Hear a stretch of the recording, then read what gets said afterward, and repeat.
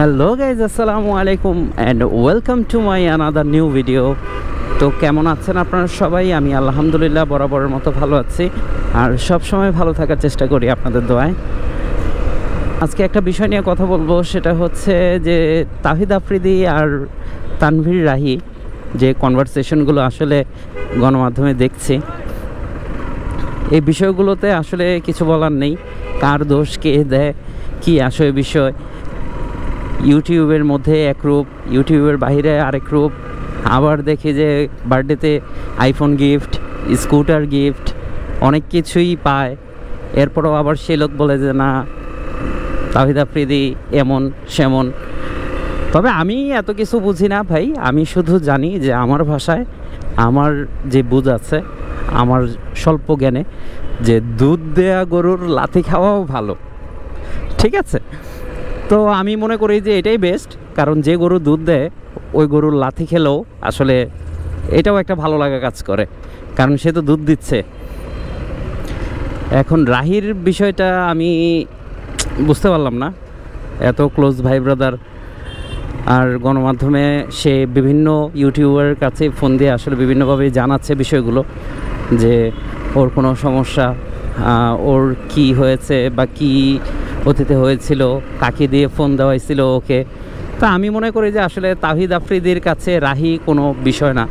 আর রাহি নিজেও বিভিন্ন ভিডিওতে বলেছে যে আফ্রিদি যেটা বলবে সেটাই আফ্রিদির, শুধু আফ্রিদির জন্যেই সে 2-4-5 পয়সা কামায়, ইনকাম করে, এটার মূল উৎসই হচ্ছে আফ্রিদি।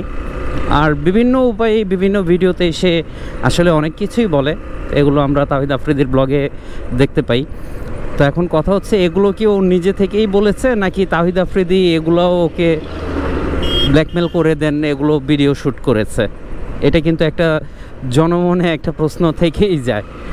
যাই হোক, আমি আসলে রাহিকেও খারাপ বলছি না। তাহিদ আফ্রিদি যদি মনে করেন সরকার যেহেতু ওকে সরকারি মামলায় অ্যারেস্ট করেছে, তাহিদ আফ্রিদিকে যেমন প্রশাসন ধরেছে, যদি এই ঘটনা সত্য হয় তাহলে তো অবশ্যই তাহিদ আফ্রিদি অপরাধী। এই বিষয়ে কোনো মন্তব্য হবে না, কারণ অপরাধ এই দেশে যারা করবে তারাই অপরাধের সাজা ভুগবে। এ বিষয়ে আমরা আসলে যে জনসাধারণ যারা আছি, আমরা কখনোই অপরাধীর পক্ষে কথা বলবো না। তো যাই হোক, তো রাহি তো এখন যেইভাবে বলতেছে যা করলো তাহিদ আফ্রিদির পুরো বিপক্ষে। তা আমার কথা হচ্ছে, তাহিদ আফ্রিদি এগুলো তো শুনতেছে অবশ্যই, বা তাহিদ আফ্রিদি আজকে না হোক কাল অবশ্যই বের হবে। তখন ওদের যে বন্ডিংটা ছিল, যে সম্পর্কটা ছিল, এটা কি আদৌ কি থাকবে কি না, আমার প্রশ্ন হচ্ছে এখানে।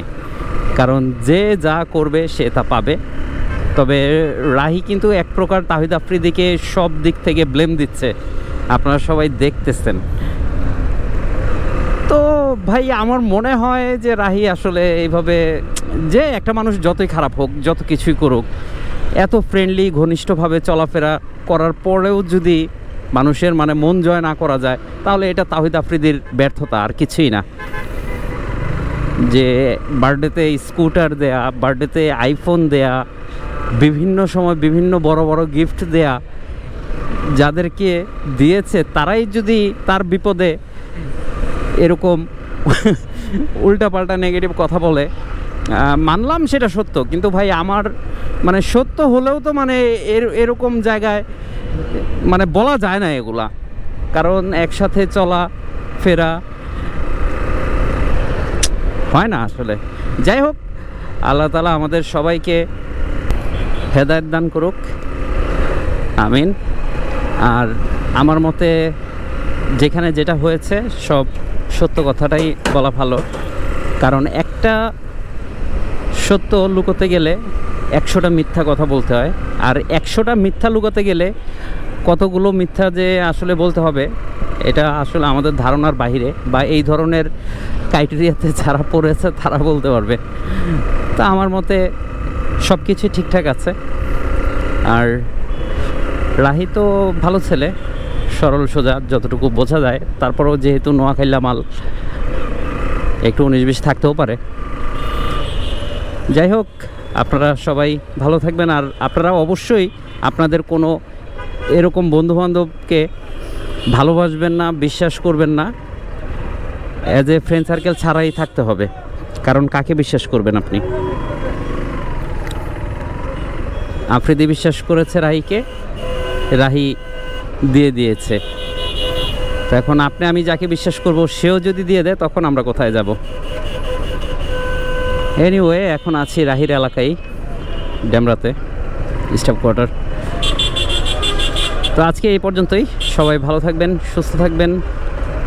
আর কাউকে বিশ্বাস করার আগে অবশ্যই ভাববেন এবং তার গ্রামের বাড়ি কোথায় সেটাও জেনে নেবেন। ঠিক আছে? আসসালামু আলাইকুম।